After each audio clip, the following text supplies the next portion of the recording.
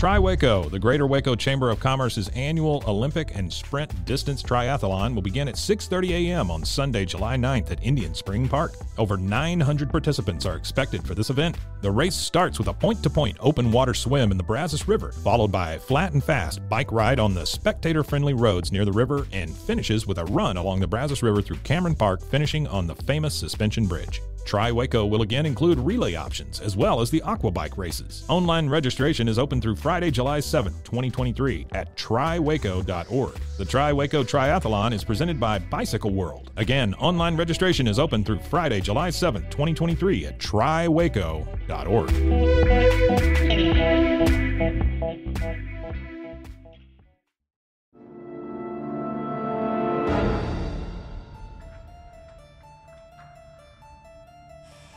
Welcome to the Mysteries of the Paranormal.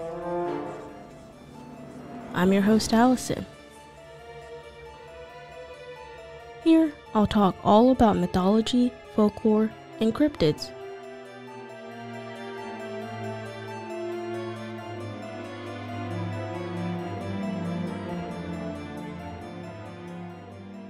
Hello, and welcome to another episode of the Mysteries of the Paranormal. As always, I am your host, Allison. Today, we're going to be talking about the Jersey Devil.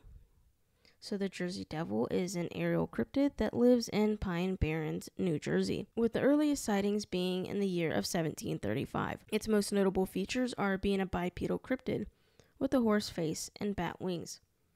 It's even said that it could breathe fire or poison water. The story of the Jersey Devil is quite a strange one, and begins on a stormy night in the year 1735, in what would be the town of Leeds Pine, on the coast of southern New Jersey, which also happens to be another name of the beast, which is the Leeds Devil.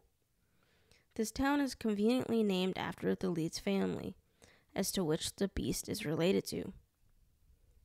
Daniel Leeds, who is the father of the Jersey Devil, was a Quaker who arrived in America in the late 1600s. And settled in New Jersey, before becoming involved in local politics and embarking on writing an almanac. He is also a royal surveyor and supporter of America remaining part of the British Empire, which made him very unpopular. He also earned disapproval of those around him for publishing stories about astrology, magic, and Christian occultism. Locals were furious and even called him a monster or a devil. Leeds' son Titan, an heir to the family business from his father who died in 1720, and continued to publish the almanac, which featured a dragon-like creature on the cover. He would find himself in competition with Ben Franklin, who also published rival almanac. Ben Franklin predicted Leeds' death, and when it happened, he would speak of him as a ghostly devil-like presence. By the middle of the 19th century, Leeds was then being cast away as a devil, which only kept the legend alive. The first report of the actual Jersey Devil was in October of 1887. Mother Lead, who was named Deborah Lead, was pregnant with the Jersey Devil, which happened to be her 13th child, and wasn't at all enthused about giving birth due to the bad omen surrounding the number 13. So rather than giving birth, she cursed the child. And as we all know, there are some pretty bad consequences. She then gave birth to the monster, which came out to be the Jersey Devil. It's even said that Mother Lead was a mistress of a British soldier who was suspected of being a witch. So how this curse happened, one can only wonder. After being born to the Lead family, the Leeds unfortunately had a watch, and horror as the child turned itself into a monster. Its features consisted of, like mentioned before, a horse face, a long neck, horns, bat wings, a forked tail, 2 legs ending in horse hooves. It is said to have attacked and killed everyone in the room, then flew up the chimney into the town.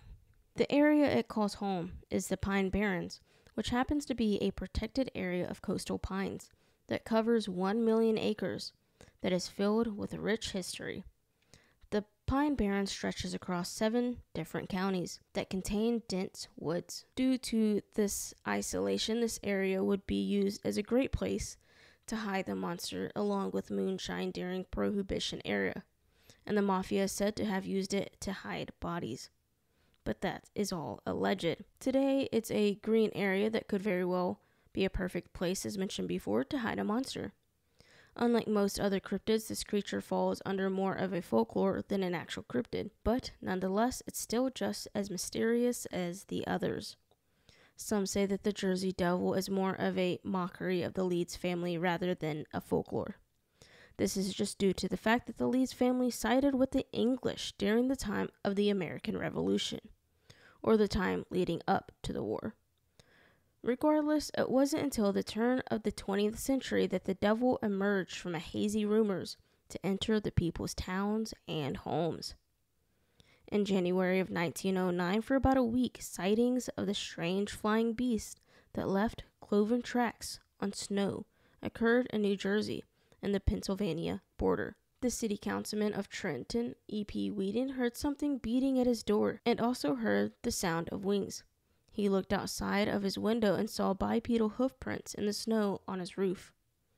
Other citizens claimed to hear screeches and also have claimed to see hoof prints in the snow, or even saw something flying in the sky. In Pennsylvania, a police officer by the name of James was able to get a close enough look to shoot the beast. E.W. Minister, who was the postmaster, described the beast to be a crane-like creature that had long wings and a head of a ram. He went on to even say that it had an unnatural glow to it. Due to the sightings and the screaming of the devil, many businesses in the area shut down.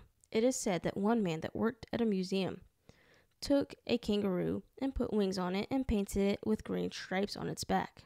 Even though it is said that the Jersey Devil was born over 280 years ago, there has been almost no credible sightings of it, and it makes it hard to argue with those who suggest it was just an urban myth and a piece of local folklore. There are almost no photographs, bones, or even hard evidence whatsoever, and no explanation of its origins, and doesn't require belief in the supernatural.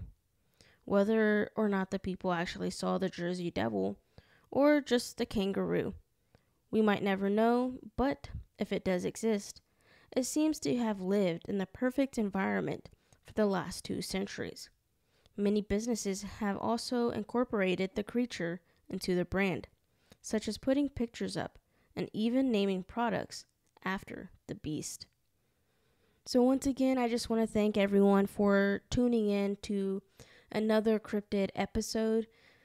And if you have any more information about the Jersey Devil, if you live in this area, please, email me at themysteriesoftheparanormal@gmail.com. You can also DM me at themysteriesoftheparanormal at TikTok, Instagram, and Facebook. You can also tweet me at themysteriesofpara on Twitter. I'd love to hear from you.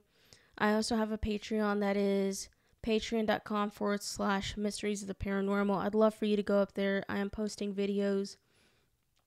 You can also find me on YouTube. But if you have any experiences, if you know somebody that has an experience, email me, DM me. Tell me what your favorite cryptid is. Tell me what kind of mythology or folklore you want to hear, because I would love to talk more about this thing. Until then, see y'all later.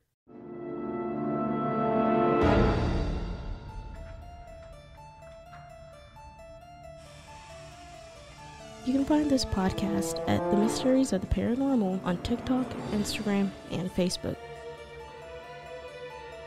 Be sure to tune in every week for a brand new episode, wherever you get your podcast or at roguemedianetwork.com.